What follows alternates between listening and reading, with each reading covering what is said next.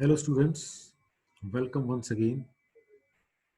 हम पढ़ रहे हैं सॉइल एंड फाउंडेशन इंजीनियरिंग और आज का हमारा टॉपिक है डिफॉर्मेशन ऑफ सॉइल्स। तो दोस्तों, जैसे इसका नाम बता रहा है, डिफॉर्मेशन मतलब चेंज। तो जब भी किसी सॉइल के ऊपर अगर किसी तरह का कोई लोड लगता है तो उसके अंदर जो उसकी शेप में या उसकी जो वॉल्यूम में जो चेंज आता है बाहरी लोड लगने की वजह से, उस मूवमेंट को हम डिफॉर्मेशन बोलते हैं। जो सॉइल की जो शेप चेंज हो जाती है या उसका वॉल्यूम बदल जाता है सॉइल का with the application of the external load, तो इस फिनोमिना को हम डिफॉर्मेशन बोलते हैं। तो जो ये किसी भी सॉइल की जो डिफॉर्मेशन होती है, हमें इसके बारे में इंफॉर्मेशन होना, इसके बारे में नॉलेज होना बहुत जरूरी है, क्योंकि जो भी स्ट्रक्चर है हमारा, उसकी जो सेफ्टी है, उसकी सेफ्टी इस डिफॉर्मेशन पे ही डिपेंड करती है। मतलब जब अगर मान लिया आपने कोई स्ट्रक्चर आपने कोई इरेक्ट किया, तो अगर हमें उसके बारे में ये नहीं पता भी उसमें कितनी डिफॉर्मेशन हो सकती है बाद में, तो वो हमारा स्ट्रक्चर बाद में फेल हो सकता है, क्योंकि हमें इसके बारे में पता ही नहीं है। और इसके अलावा जो स्ट्रक्चर जो होता है हमारा, उसके अंदर जो आपने कोई स्ट्रक्चर बनाया है तो उसके अंदर जो सॉइल है, तो उसके अंदर बहुत तरह की अलग अलग तरह की मूवमेंट भी होती है। जैसे उसको हम स्वेलिंग कह देते हैं, क्रीप कह देते हैं, हीविंग कह देते हैं, जो कि उस की सेफ्टी को खतरे में डाल सकती है। तो इसीलिए अगर हमें इन सभी चीज़ों के बारे में पता होगा तो फिर हम उन सभी को एक विद इन लिमिट, इन सभी मूवमेंट्स को हम उसके अंदर कंट्रोल कर सकते हैं। इसी तरह से अगर सॉइल में डिफॉर्मेशन होती है, जो नीचे जो किसी भी फाउंडेशन के अंदर, बिल्डिंग के नीचे फाउंडेशन है, अगर उसकी अगर डिफॉर्मेशन होती है सॉइल के अंदर, तो उससे उसकी परमेबिलिटी पे भी फर्क पड़ता है। परमेबिलिटी भी उसकी बदल जाती है। तो परमेबिलिटी बदलने से भी जो सॉइल की हमारी जो स्ट्रक्चर है, उसकी सेफ्टी के ऊपर फर्क पड़ सकता है। इसी तरह से डिफॉर्मेशन की वजह से सॉइल की बीरिंग कैपेसिटी भी चेंज होती रहती है। तो इस तरीके से दोस्तों, जो ये सॉइल है हमारा, जो जो टॉपिक है आज का डिफॉर्मेशन है, ये बहुत इंपॉर्टेंट टॉपिक है। दोस्तों, मैं आपसे उम्मीद करता हूँ कि जो आप इस पूरी पूरी वीडियो को पूरा लास्ट तक देखेंगे, क्योंकि इसके अंदर हमने सभी बहुत सारी बातों के बारे में इसके अंदर डिस्कस किया, डिफॉर्मेशन के बारे में। तो जब तक आप इसको लास्ट तक नहीं देखेंगे तो आपको ये समझ में नहीं आएगा कि डिफॉर्मेशन का मतलब क्या है। तो दोस्तों, हम आगे चलते हैं। तो जैसे अभी इसके अंदर आपने पिछले टर्म के अंदर पढ़ा कि जो सॉइल है हमारी, जो उसके अंदर डिफॉर्मेशन भी बहुत तरीके की होती है, जैसे स्वेलिंग, क्रीप, हीविंग। तो ये स्वेलिंग क्या है, क्रीप क्या है, हीविंग क्या है, तो इसके बारे में हमें पता होना चाहिए। These are the movements, soil movements. तो सॉइल की मूवमेंट किस तरह की है, तो जैसे क्रीप, क्रीप क्या है, हमें क्रीप के बारे में पता होना चाहिए। हीविंग क्या है, तो ये सारी चीजें जो उसकी सेफ्टी, मतलब these are all the movements of the soil which define the safety of the structure.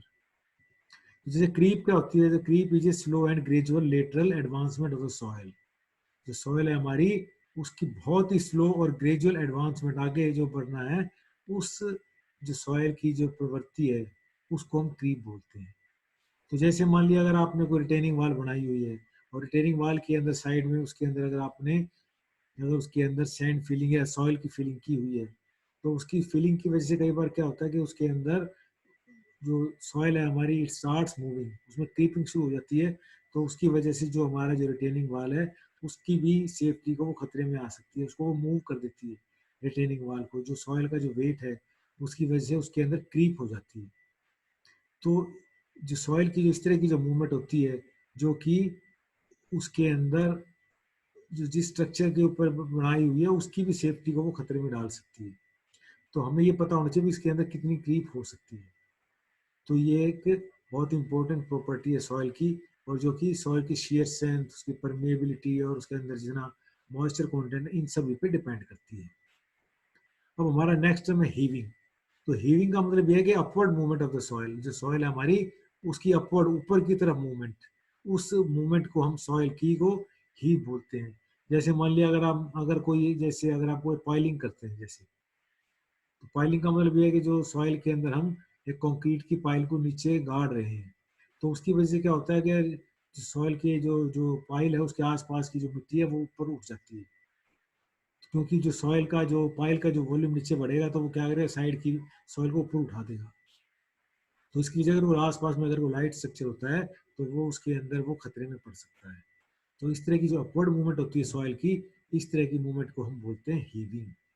तो इसी तरह से जैसे मान लिया अगर कोई सॉइल है हमारी, उसके अंदर अगर मान लिया कोई उसके अंदर क्रैक्स हैं, तो उसके अंदर अगर सर्दियों के अंदर और उसके अंदर अगर पानी चला जाता है तो उसकी वजह से क्या होता है कि वो जो पाउडर पानी नीचे चला गया है, इट्स इट फ्रीजेज। तो फ्रीजिंग होने की वजह से उसके अंदर क्या होता है, उसका जो वो वॉल्यूम बढ़ जाता है। तो उसकी वॉल्यूम बढ़ने से भी जो आसपास की जो सॉइल है उसके अंदर हीविंग हो सकती है। तो इस तरह की जो हीविंग होती है, इस तरह की हीविंग को बोलते हैं फ्रॉस्ट हीव। इसी तरह से there is another term which is known as a plastic flow. तो प्लास्टिक फ्लो जो क्लेई सॉइल में ही होता है, क्योंकि प्लास्टिसिटी क्लेई सॉइल में होती है। तो प्लास्टिसिटी का, प्लास्टिक का मतलब क्या है, फ्लो का मतलब क्या है, the continuous soil deformation in highly plastic soil subject to the constant shearing stress is termed as a plastic flow. This phenomenon generally occurs in the clay soil, and it even occurs when the shearing stress acting on the soil is much less than the shearing strength. तो उसकी shearing strength है, अगर उससे अगर कम भी अगर उस पर shear stress लगे तो भी उसके अंदर प्लास्टिक फ्लो होता रहता है। अब इस तरह से नेक्स्ट है हमारी लेटरल मूवमेंट।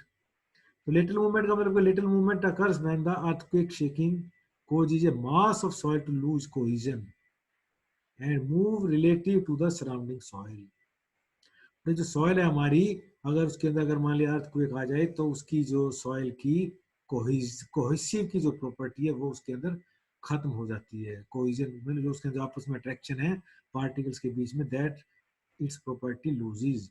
तो उसकी वजह से जो पूरा का पूरा जो मास है सॉइल का, इट स्टार्ट्स मूविंग। उसके अंदर मूवमेंट, लेटरल मूवमेंट शुरू हो जाती है। तो उसकी वजह से जो सॉइल के अंदर जो इस तरह से जो हॉरिजेंटल मूवमेंट होती है ये, और इसके अंदर जो अगर मान लिया हमारा स्लोपिंग ग्राउंड है तो उसके अंदर भी इस तरीके से उसके अंदर मूवमेंट हो जाती है जैसे दिखाया गया है। तो इसके अंदर ये जो हमारा प्रेशर पड़ेगा इसके अंदर जो स्ट्रक्चर बनाया, तो ये इसके ऊपर अगर अर्थ कोई आ जाए अचानक तो इस तरीके से इसके अंदर जो सॉइल हमारा it starts moving in the horizontal direction. तो such type of movement is known as lateral movement. इसी तरह से दोस्तों एक हमारी टर्म आती है freeze and thaw. Freeze and thaw soil का मतलब क्या है कि जो सॉइल की जो हमारी वेदरिंग होती है, वेदरिंग ऑफ द सॉइल, जो आपने हमारा पहला चैप्टर उसमें पढ़ा है कि जो सॉइल फॉर्मेशन में कि जो सॉइल के अंदर फ्रीज एंड थॉ का वही फिनोमिना है कि जो क्रैक्स के अंदर विंटर के अंदर जो पानी चला जाता है तो it starts converting into ice and it increase its volume. तो जो आइस का वॉल्यूम जो लगभग 9 से 10% ज़्यादा होता है वाटर की वॉल्यूम से, तो उसकी वजह से वो उसका वॉल्यूम बढ़ने से इट स्टार्ट्स क्रैकिंग, उसमें सॉइल में क्रैक्स पैदा कर देता है। और फिर जब विंटर के अंदर जब सॉइल जो हमारी आइस मेल्ट होती है तो इट कन्वर्ट्स इनटू वाटर। तो वो जो this process in on थॉइंग, freezing का मतलब कन्वर्टिंग इनटू आइस। तो इस तरीके से तो जो ये प्रोसेस है हमारा फ्रीजिंग एंड थॉइंग, इस तरीके से जो सॉइल है हमारी इट स्टार्ट्स वेदरिंग, उसके अंदर वेदरिंग एक्शन हो जाता है। तो this phenomena is known as freeze and thaw of the soil. तो दोस्तों ये सब कुछ मूवमेंट के बारे में था कि सॉइल के अंदर कितनी तरह की मूवमेंट हो सकती है। तो अब हम आते हैं कंसोलिडेशन के अंदर। कंसोलिडेशन क्या है? तो कंसोलिडेशन का मतलब यह है कि the compression of the saturated soil mass due to the expulsion of the water from the voids under the long term static load is known as a consolidation। जैसे हमारा कोई सॉइल मास है और उसके ऊपर अगर कंटिन्यूअस अगर एक स्टैटिक लोड काफी लंबे समय तक लगा रहे, तो उसकी वजह से क्या होता है, जो उसके अंदर सॉइल के अंदर जो वाटर मतलब जो पोर वाटर होता है वो धीरे धीरे बाहर निकलना शुरू हो जाता है, और जो सॉइल है हमारी it starts consolidating. This process is known as consolidation. ये बहुत लंबा प्रोसेस है, it's it's not a immediate process, तो it takes a very long time. जो कंसोलिडेशन जो होती है किसी भी सॉइल की, कंप्रेशन जो होती है वो, उसको हमने 3 तरह में डिवाइड किया है। पहले इसको बोलते हैं इनिशियल कंसोलिडेशन। तो इनिशियल कंसोलिडेशन का मतलब ये है कि जो सॉइल हमारी अगर उसके अंदर इनिशियली जो उसमें एयर बर्ड्स वगैरह होते हैं, तो जैसे ही उसके ऊपर लोड लगता है तो सबसे पहले उसके अंदर से एयर बर्ड्स बाहर निकल जाते हैं। तो उसकी वजह तुरंत इमीडिएटली उस सॉइल के अंदर जो सेटलमेंट हो जाती है, तो जो इनिशियल तुरंत जो सेटलमेंट होती है, that settlement is known as initial settlement. फिर उसके बाद जो सॉइल है उसके अंदर वाटर भी है और ग्रेन्स भी हैं, सॉइल ग्रेन्स भी हैं। तो जब वो लोड जो है it starts coming on soil grains and water. तो इनिशियली क्योंकि सारा का सारा जो लोड है हमारा वाटर पे होता है, क्योंकि वाटर इज इनकम्प्रेसिबल। तो जैसे वाटर पे लोड लगता है तो वो जो वाटर जो है pore water pressure it starts coming out, तो पानी बाहर निकलना शुरू हो जाता है और धीरे धीरे जो लोड है it starts coming on the soil grain. तो इस तरीके से जो कंसोलिडेशन या जो सेटलमेंट उसके अंदर होती है सॉइल के अंदर, that settlement is known as primary consolidation. तो मैक्सिमम जो कंसोलिडेशन होता है किसी भी सॉइल के अंदर, this is during this primary consolidation. तो उसके बाद जब पूरी कंसोलिडेशन हो जाती है उसके बाद फिर उसके बाद भी ये जो प्रोसेस है हमारा कंसोलिडेशन का चलता रहता है। तो this consolidation process which takes to very long time, that process is known as a secondary consolidation. तो सेकेंडरी कंसोलिडेशन होता है, it is a very slow process और उसके अंदर जो कंसोलिडेशन भी बहुत कम होता है, क्योंकि इसके अंदर जो सॉइल के ग्रेन्स हैं उनके अंदर ही आपस में जो पार्टिकल्स है वो कंप्रेस हो जाते हैं या बेंड हो जाते हैं या फ्लैट हो जाते हैं। तो इस तरीके से जो कंसोलिडेशन होता है that consolidation is known as a secondary consolidation. तो इसके अंदर कुछ टर्म्स हैं जो कि हमें पता होने चाहिए कंसोलिडेशन के अंदर। तो जैसे जिसको हम बोलते हैं सबसे पहली टर्म है हमारी प्री कंसोलिडेशन प्रेशर। तो प्री कंसोलिडेशन प्रेशर का मतलब ये है कि कंसोलिडेट होने से पहले जो उस पर प्रेशर लगा, the temporary overburden pressure to which a soil has been subjected during the geologic past and which it got consolidated is known as a pre-consolidated pressure।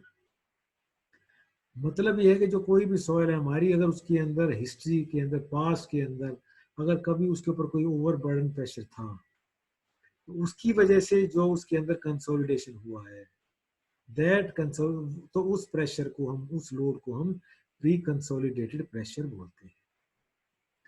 तो दोस्तों ये बहुत इंपॉर्टेंट टर्म्स हैं, जैसे अभी इसको अभी आप समझेंगे तो आपको ये बात क्लियर समझ में आएगी। जैसे अब हमारी दूसरी टर्म ये है कि नॉर्मली कंसोलिडेटेड सॉइल, तो बहुत यूज करते हैं नॉर्मली कंसोलिडेटेड सॉइल क्या होती है। तो इसका मतलब आपको बहुत अच्छे से समझ में आना चाहिए नॉर्मली कंसोलिडेटेड सॉइल। तो नॉर्मली कंसोलिडेटेड सॉइल का मतलब ये है दोस्तों, जैसे मान लिया आपने एक प्लॉट खरीदा, आप उसके ऊपर कोई कंस्ट्रक्शन कराना चाहते हैं। तो जैसे मान लिया आज के दिन आप उस सॉइल के ऊपर कंस्ट्रक्शन कराना चाहते हैं, एक 10 मंजिला इमारत, एक 10 मंजिला बिल्डिंग बनाना चाहते हैं, और आपने इसके रिकॉर्ड से पता किया कि भाई पहले पास के अंदर कभी इसके ऊपर कोई एक 4 या 5 मंजिल की बिल्डिंग बनी हुई थी, तो वो आज नहीं है। तो इसका मतलब है कि जो सॉइल थी जो हमारे पास उसके अंदर सिर्फ 5 मंजिला बिल्डिंग की वजह से जो उसका जो ओवरबर्डन आया उसकी वजह से ही उसके अंदर कंसोलिडेशन है। लेकिन आज के दिन अगर आप उसके अंदर उस जगह पर अगर आप 10 मंजिल की बिल्डिंग बनाते हैं तो इसका मतलब है आप ओवरबर्डन ज्यादा है। तो इसका मतलब ये है कि जो पास के अंदर उसके अंदर जो कंसोलिडेशन था या उसके अंदर जो मूवमेंट थी सॉइल की वो कम थी। लेकिन आज अगर आप उसके ऊपर 10 मंजिल बिल्डिंग बनाते हैं तो अब उसके अंदर उसके कंसोलिडेशन होने के चांसेस ज्यादा हैं। मतलब it will more consolidate under the current load. तो इस तरह की सॉइल को हम बोलते हैं नॉर्मली कंसोलिडेटेड सॉइल।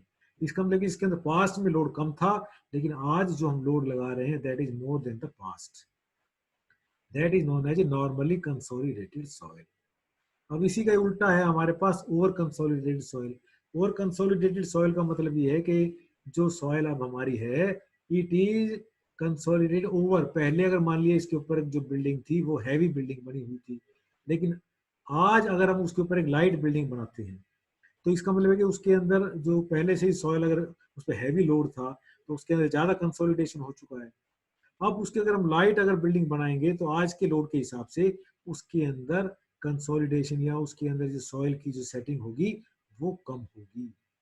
तो इस तरह की सॉइल को हम बोलते हैं ओवर कंसोलिडेटेड सॉइल, OCS। तो दोस्तों इसी तरह से कि ये हमारी टर्म है अंडर कंसोलिडेटेड सॉइल, तो the soil which is not fully consolidated under the existing overburden, जो भी जो एग्जिस्टिंग ओवरबर्डन है उसकी वजह से उसके अंदर जो कंसोलिडेशन हुआ है that is not the proper, उतना होना चाहिए उतना नहीं है, तो इस तरह की सॉइल को हम बोल देते हैं अंडर कंसोलिडेटेड सॉइल। तो दोस्तों इन सभी चीज़ों के बारे में हमें पता होना बहुत ज़रूरी है कि भाई जो सॉइल जिसके ऊपर आज के दिन हम कंस्ट्रक्शन कर रहे हैं वो किस तरह की सॉइल है, नॉर्मली कंसोलिडेटेड सॉइल है या ओवर कंसोलिडेटेड सॉइल है, ताकि हमें उसके बारे में ये पता लग सके कि जब इसके ऊपर लोड लगेगा तो इसके अंदर कितना इसके अंदर सेटलमेंट हो सकता है। अगर ओवर कंसोलिडेटेड होगी तो उसके अंदर अगर मान ली लाइट स्ट्रक्चर बनाएंगे तो उसमें उसके अंदर सेटलमेंट कम होगा। अगर हमारा जो नॉर्मली कंसोलिडेटेड सॉइल है पहले लोड कम था अब हम ज्यादा लगाएंगे तो अब उसके अंदर कंसोलिडेशन ज्यादा होगा। तो इस तरीके से दोस्तों हमें पता होना चाहिए एनसीएस का मतलब क्या होता है और ओसीएस का मतलब क्या होता है। ये दो टर्म जो है बहुत इंपॉर्टेंट है, एनसीएस ओसीएस। तो दोस्तों अब हम ये तीन टर्म है हमारे पास, ये भी बहुत इंपॉर्टेंट टर्म्स हैं, इसको हम बोलते हैं कंप्रेशन इंडेक्स। तो जो कंप्रेशन इंडेक्स है ये हमें जो हमारी जो हमने एनसीएस की बात की नॉर्मली कंसोलिडेटेड सॉइल उसके अंदर कितनी सेटलमेंट होगी ये निकालने के लिए ये हम कंप्रेशन इंडेक्स निकालते हैं, सीसी से इसको डिनोट करते हैं। तो सीसी का मतलब जैसे ये आपको कर्व दिखाई गई है तो ये हमने अर्थमेटिक कर्व इसको हम बोलते हैं। तो इसका मतलब ये है कि जैसे ये जो कर्व है हमारी this is called virgin curve. Virgin curve का मतलब ये है कि अब ये जो फर्स्ट टाइम इसके ऊपर जो लोड लग रहा है सॉइल के ऊपर, जैसे ये एनसीएस मैंने आपको बताया है कि इसके अंदर क्योंकि अभी जो लोड हम लगा रहे हैं प्रेजेंट के अंदर which is more than the past, तो इसके अंदर कंसोलिडेशन ज्यादा होगा। तो फर्स्ट टाइम इसके अंदर कंसोलिडेशन हो रहा है तो इसीलिए जो कर्व बनेगी इस कर्व को हम बोलते हैं विरिजिन कर्व। और ये जो कर्व है हमारी this is for NCS normally consolidated soil के लिए है, और ये कन्वेक्स कर्व है, ये कन्वेक्स कर्व है। तो ये जो कर्व बनाई गई है this curve is plotted between the void ratio and the effective stress. तो जब हमारी इसके अंदर जैसे आप देख सकते हैं कि जैसे जैसे लोड बढ़ता चला जाता है इफेक्टिव स्ट्रेस बढ़ती चली जाती है, पोर वाटर प्रेशर घटता चला जाएगा जैसे जैसे, तो इफेक्टिव स्ट्रेस बढ़ती चली जाएगी। तो उसके बीच में ये कर्व हमने प्लॉट किया है। तो जैसे ये हमारे पास जो इफेक्टिव स्ट्रेस दिखाई गई है ये इफेक्टिव स्ट्रेस है, तो ये जब हमारे पास ये यहाँ पर ई की वैल्यू है तो ई की वैल्यू जब ज्यादा है तो इसके अंदर आप देख सकते हैं इसके नीचे इफेक्टिव स्ट्रेस कम है, यहाँ पर ये जो पॉइंट में दिखा रहा हूँ आपको। तो जैसे जैसे ये वॉइड रेशियो है जैसे वैसे हमारी जो वॉइड रेशियो है ये बढ़ती जा रही है। तो जब वॉइड रेशियो ज्यादा होगी तो इसके अंदर इफेक्टिव स्ट्रेस हमारे पास ज्यादा होगी। फिर जैसे कर्व भी दिखाया गया है, जैसे दिखाया ई नॉट और ये इफेक्टिव स्ट्रेस कम है और ये वाइड रेशियो ज्यादा है। अब ये हमारे पास वाइड रेशियो कम हो गई और इफेक्टिव स्ट्रेस हमारी बढ़ गई, तो हमने इसके बीच में एक ये कर्व प्लॉट किया है, तो सीसी से डिनोट करते हैं। और ये जो कर्व है हमारी ये हमें बताती है कि भाई इसके अंदर जो सेटलमेंट कितना होगा, सेटलमेंट निकालने के लिए कर्व हम प्लॉट करते हैं। तो नेगेटिव इसीलिए दिखाया गया क्योंकि जैसे जैसे लोड बढ़ेगा वॉइड रेशियो घटती चली जाएगी। तो इवन जो है इवन की वैल्यू जो है ये हमारे पास इफेक्टिव स्ट्रेस है और ये ई नॉट, तो जब हमारे पास ये वर्ड ई नॉट थी इफेक्टिव स्ट्रेस थी सिग्मा नॉट, जब हमारे पास वर्ड रेशियो इवन है और इफेक्टिव स्ट्रेस है इवन। तो दोस्तों ये जो इंडेक्सिव कंप्रेशन इंडेक्स है इस वजह से हम इसको यूज करते हैं कि हमें पता लग जाएगा कि सॉइल के अंदर कितनी कंप्रेशन है। अभी दूसरी टर्म है हमारे पास, इसको बोलते हैं कोफिशिएंट ऑफ कंसोलिडेशन, सीवी से इसको डिनोट करते हैं। तो this concept was given by the Terzaghi. तो Terzaghi is known as the father of our geomechanics, मतलब soil of father of soil engineering. तो तरजागी हुए एक साइंटिस्ट, उन्होंने इस टर्म का हमें बताया। तो ये जो हमें बताती है कि rate at which the saturated clay undergoes compaction, तो किस रेट के ऊपर उस सॉइल के अंदर कॉम्पैक्शन हो रहा है, उसके अंदर जो सॉइल हमारी उसके अंदर जो कंसोलिडेशन है वो किस रेट से हो रहा है, उसका रेट निकालने के लिए हम इस टर्म का इस्तेमाल करते हैं to calculate the rate of compaction और rate of consolidation. It is denoted by CV and it is calculated by K divided by MV into the gamma W. तो K आपको पता है, it is the coefficient of permeability, MV is the coefficient of volume and gamma W is the unit weight of water. तो इन तीन चीजों पर ये depend करती है.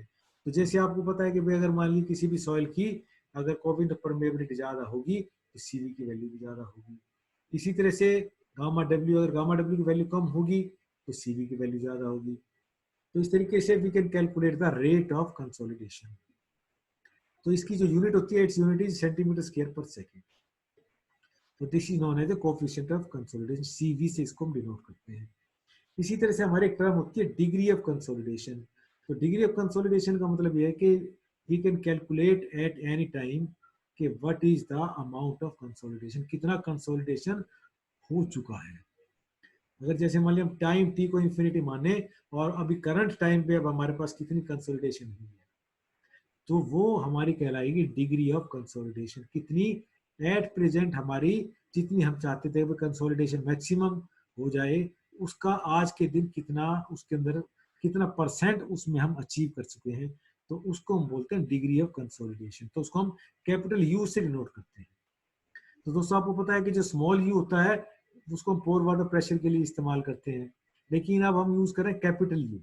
तो this capital U is use to calculate the degree of consolidation. तो जो डिग्री ऑफ कंसोलिडेशन है वो हम दो तीन तरीके से निकाल सकते हैं सॉइल के अंदर. जैसे मान लिया हमने सबसे पहला तरीका दिखाया S divided by S F, मतलब हमारे पास इसके अंदर फाइनल टोटल कितनी सेटलमेंट होनी है और अब के दिन कितनी सेटलमेंट या हो चुकी है, तो इसको एमएम में नोट करते हैं. एमएम में टोटल हमारी कितनी कंसोलिडेशन होनी थी, जबकि ये जो इनफाइनाइट टाइम के लिए जो हमारा इसके ऊपर लोड लगा हुआ है, तो उस टाइम पर कितनी मैक्सिमम इसके अंदर सेटलमेंट हो सकती थी और आज के दिन कितनी हुई है. तो उस तरीके से अगर इन दोनों का अगर हम रेशियो निकालें तो that will give you the degree of consolidation. इसी तरीके से यू, तो यू का मतलब पोर वाटर प्रेशर. तो इनिशियल पोर वाटर प्रेशर कितना था और धीरे धीरे धीरे अल्टीमेटली जो पोर वाटर प्रेशर है it will become zero. UF का मतलब फाइनल पोर वाटर प्रेशर, और यू का मतलब एट प्रेजेंट अभी कितना पोर वाटर प्रेशर है. यू आई का मतलब इनिशियल पोर वाटर प्रेशर, यू का मतलब at present pore water pressure, U F का मतलब ultimate pore water pressure finally. तो फाइनल मतलब जब सॉइल उसके अंदर पूरा वाटर प्रेशर निकल जाएगा, जब भी उसके अंदर फाइनल कंसोलिडेशन वो मैक्सिमम कंसोलिडेशन होगा, मतलब यू एफ मतलब जीरो. तो इस तरीके से you I minus you divided by you I, that will give you the degree of consolidation. तो इस तरीके से अगर हमें पोर वाटर प्रेशर भी पता हो, इनिशियल कितना था अब कितना है, तो भी हम डिग्री ऑफ कंसोलिडेशन निकाल सकते हैं भी अब इस टाइम तक हमारी कितना जो सॉइल है कंसोलिडेट हो चुकी है. इसी तरह से वॉइड रेशियो से भी हम कर सकते हैं. अगर हमें इनिशियल वॉइड रेशियो पता हो और एट प्रेजेंट कितना वॉइड रेशियो है और फाइनल कितना वॉइड रेशियो होगा यू ई एफ, तो मैक्सिमम सॉइल हमारी कंसोलिडेट हो जाएगी, तो फिर हमारा कितना वॉइड रेशियो रहेगा. तो वॉइड रेशियो आपको पता है क्या होता है, V divided by V S, volume of solids. तो हमें अगर ई की वैल्यू पता हो, इनिशियल, फाइनल और अब प्रेजेंट, तो उन तीनों से की मदद से भी हम डिग्री ऑफ कंसोलिडेशन निकाल सकते हैं. तो दोस्तों हमें कोई भी सॉइल अगर जैसे हम फाउंडेशन बनाते हैं तो हमें ये पता होना चाहिए आज के दिन प्रेजेंटली हमारी सॉइल की कितनी कंसोलिडेशन हो चुकी है, ताकि जब हम स्ट्रक्चर उसके ऊपर इरेक्ट करें तो हम उसके हिसाब से उसकी फाउंडेशन को डिजाइन करें कि भाई उसके अंदर अभी हमें उसको और कितना कंसोलिडेट करना है, ताकि हम अपनी जितनी डिग्री ऑफ कंसोलिडेशन को अचीव करके फिर उसके बाद उसके बाद स्ट्रक्चर इरेक्ट करें. क्योंकि अगर अगर पहले कर देंगे तो सॉइल के जो सेटलमेंट है, जो हमारी फाउंडेशन है, उसमें सेटलमेंट हो सकती है. तो इसलिए हमें डिग्री ऑफ कंसोलिडेशन का पता होना चाहिए. दोस्तों अब हम बात करते हैं कि भाई जो सॉइल है हमारी उसके अंदर मैक्सिमम कितनी सेटलमेंट हो सकती है, टोटल सेटलमेंट. तो टोटल सेटलमेंट वही है the total compression of the soil, कितनी टोटल कंप्रेशन हो सकती है सॉइल और structure under excessive effective pressure which occurs over a long period of time is termed as a total settlement. तो कितनी उसके अंदर मैक्सिमम सेटलमेंट उसके अंदर हो सकती है, तो उसको हम बोलते हैं टोटल सेटलमेंट. तो उसी तरह से टोटल सेटलमेंट भी इसी तरह से हमने 3 हिस्सों में डिवाइड किया है, इनिशियल, प्राइमरी और प्राइमरी कंसोलिडेशन सेटलमेंट और सेकेंडरी सेटलमेंट। तो इनिशियल में जो तुरंत जैसे लोड लगते ही तो एयर वॉइड्स अगर निकल जाते हैं तो वो इनिशियल सेटलमेंट कहलाती है। प्राइमरी का मतलब जो पोर वाटर प्रेशर उसमें से डेसिपेट हो जाता है, तो उसकी वजह से जो उसमें सेटलमेंट होती है that is primary settlement. And secondary settlement में जो is going for a long time, उसके अंदर जो सॉइल पार्टिकल्स हैं उसके अंदर बेंडिंग, उसके अंदर इंक्रीज इन एरिया या उसके अंदर स्लाइडिंग, उसकी वजह से जो उसमें सेटलमेंट होती है that is called secondary settlement. तो जो कंसोलिडेशन है अब उसी तरह से सेटलमेंट, तो उसको हमने अब ये सेटलमेंट हम चेक कर रहे हैं, वर्टिकल मूवमेंट या वर्टिकल डिस्प्लेसमेंट चेक कर रहे हैं, तो इसलिए उसको हमने कह दिया सेटलमेंट। जो सेटलमेंट होती है हमारी, जो सेटलमेंट जो वर्टिकल डिस्प्लेसमेंट है वो अब हमने उसको फर्दर डिफाइन किया है। जो सेटलमेंट है it can be of 3 types. जैसे हमने उसको कहा कि भाई इट इज यूनिफॉर्म सेटलमेंट। तो जैसे मान लिया एक बिल्डिंग आपने बना दी किसी भी सॉइल के ऊपर, अगर उसके अंदर चारों तरफ से उसके अंदर बराबर यूनिफॉर्मली अगर हमारी बिल्डिंग सेटल हो जाए चारों तरफ से, उसके अंदर उसमें कोई लंबा चौड़ा उसमें फर्क नहीं पड़ेगा, हमारा स्ट्रक्चर सेफ रहेगा, प्रोवाइडेड के जो सेटलमेंट हो रही है वो सारी की सारी बिल्डिंग जो दिखाया गया है ये हमारा स्ट्रक्चर था, अगर यूं की यूं जैसे सॉइल थी यूं की नीचे सेटल हो गई, सारी की सारी बिल्डिंग यूनिफॉर्मली सेटल हो गई, तो उस तरह से जो सेटलमेंट होती है इसको हम बोलते हैं यूनिफॉर्म सेटलमेंट। दूसरे टिल्ट, टिल्ट का मतलब है कि एक तरफ से तो बिल्डिंग हमारी वहीं पर ही रही और दूसरी तरफ से सेटल हो गई, तो इस तरीके से जो हमारी बिल्डिंग है टिल्ट झुक गई एक तरफ, तो इस तरह की जो सेटलमेंट होती है इसको हम बोलते हैं टिल्ट। और तीसरी टाइप की सेटलमेंट तो डिफरेंशियल सेटलमेंट। डिफरेंशियल सेटलमेंट का मतलब क्या हुआ कि एक तरफ से बिल्डिंग हमारी यहाँ पर से ज्यादा सेटल हो गई और यहाँ से कम सेटल हुई, तो इसकी वजह से क्या होता है हमारी बिल्डिंग के अंदर क्रैक्स आ सकते हैं, बिल्डिंग में क्रैक आ जाते हैं या हमारी बिल्डिंग फेल हो सकती है। तो इस तरह से दोस्तों इनके अंदर सबसे जो खतरनाक सेटलमेंट होती है वो होती है डिफरेंशियल सेटलमेंट या टिल्ट। और यूनिफॉर्म सेटलमेंट है तो चलेगा क्योंकि उसके अंदर यूनिफॉर्मली है तो सारी की सारी बिल्डिंग यूनिफॉर्मली सेटल हो रही है, लेकिन फिर भी दोस्तों हमें इस तरह से सेटलमेंट को अवॉइड करना चाहिए, हमें पहले से पता होना चाहिए कितनी सेटलमेंट हो सकती है, उसके हिसाब से स्ट्रक्चर को डिजाइन हमें करना चाहिए।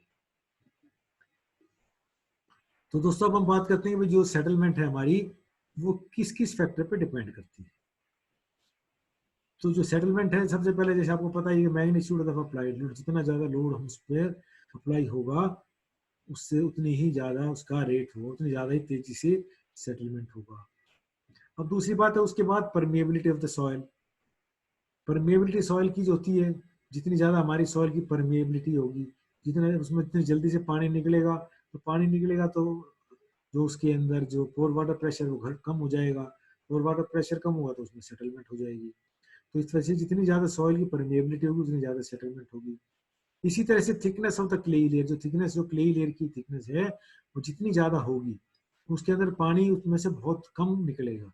जो क्लेई सॉइल होती है उसके अंदर जो उसकी जो परमेबिलिटी है बहुत कम होती है, तो अगर जितनी मोटी लेयर होगी सॉइल लेयर की उसमें से उतना टाइम कम ज्यादा लगेगा निकलने में पानी में, और उसके अंदर फिर रेट ऑफ सेटलमेंट उतना ही कम होगा।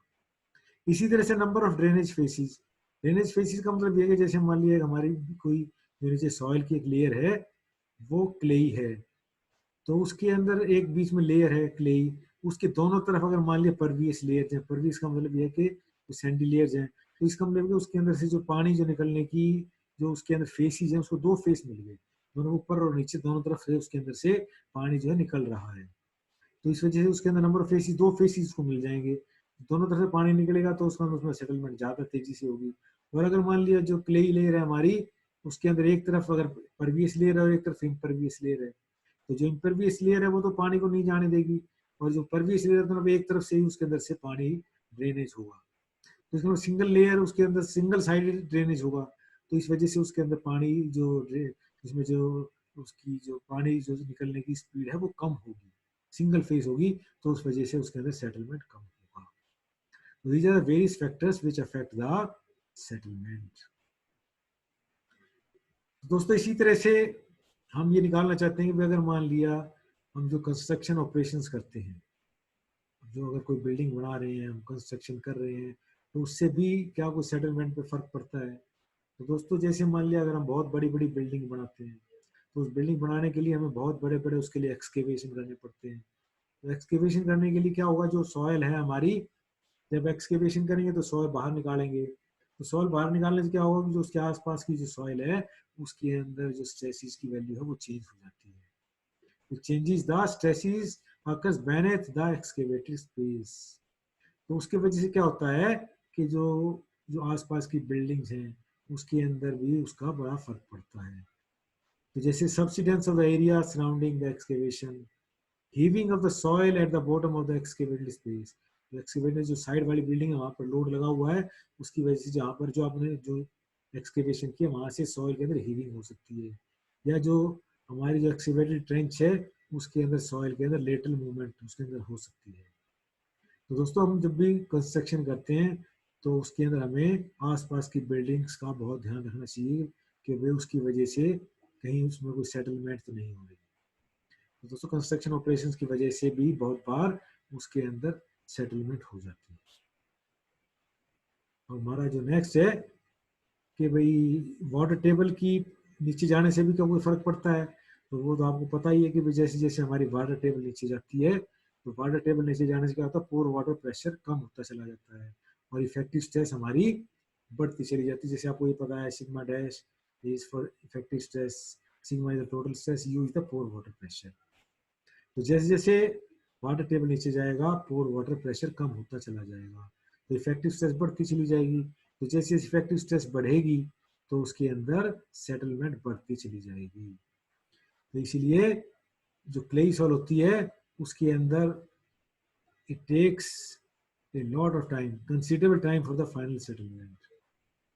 क्योंकि जो सैंडी सॉइल होते हैं सैंडी सॉइल के अंदर तो जो पानी जो है वो एकदम से नीचे निकल जाता है, तो उसके अंदर जो कंसोलिडेशन जो टाइम होता है, सेटलमेंट का टाइम होता है, बहुत कम होता है।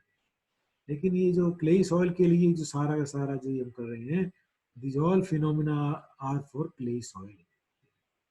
तो इसीलिए जो सेटलमेंट होती है वो क्लेई सॉइल के अंदर अगर वाटर टेबल बढ़ जाएगी तो उसके अंदर सेटलमेंट ज्यादा होगी। तो इस तरीके से दोस्तों अब ये हमारा जो लास्ट पॉइंट है कि भाई हमने अब इसके अंदर टॉलरेबल सेटलमेंट निकाली है। टॉलरेबल मतलब अगर हम कोई कंस्ट्रक्शन करें तो अगर उसके अंदर what is the amount of settlement which is tolerable, which we can tolerate. Otherwise अगर मान ली उससे अगर ज्यादा सेटलमेंट हो जाएगी तो it will endanger our structure, हमारे स्ट्रक्चर जो है खतरे में पड़ जाएगा। तो हम उसके अंदर डिजाइन करते वक्त ये ध्यान रखते हैं भी अगर जो सेटलमेंट है अगर मान लो उस पर जो लोड आएगा तो उसके अंदर settlement it should be with in the tolerable limit. तो इसके अंदर अलग अलग लिमिट्स इसके अंदर बताई गई हैं कि भाई अगर अलग अलग टाइप की सॉइल है, अलग अलग कंस्ट्रक्शन है, उसके अंदर डिफरेंशियल सेटलमेंट कितनी हो सकती है और उसके अंदर टोटल सेटलमेंट कितना हो सकता है, ये सभी बातें इसके अंदर बताई गई हैं। तो दोस्तों आई होप कि जो ये आज का जो टॉपिक है ये आपको वीडियो समझ में आया होगा, और मैं आपसे उम्मीद करता हूँ कि भाई इस वीडियो को आप लाइक करें, शेयर करें और इसको आप सब्सक्राइब करें, अपने दोस्तों को बताएं इसके बारे में। और आगे भी फ्यूचर के अंदर I will like try to bring more videos on this different topics of the soil engineering. So thank you for watching.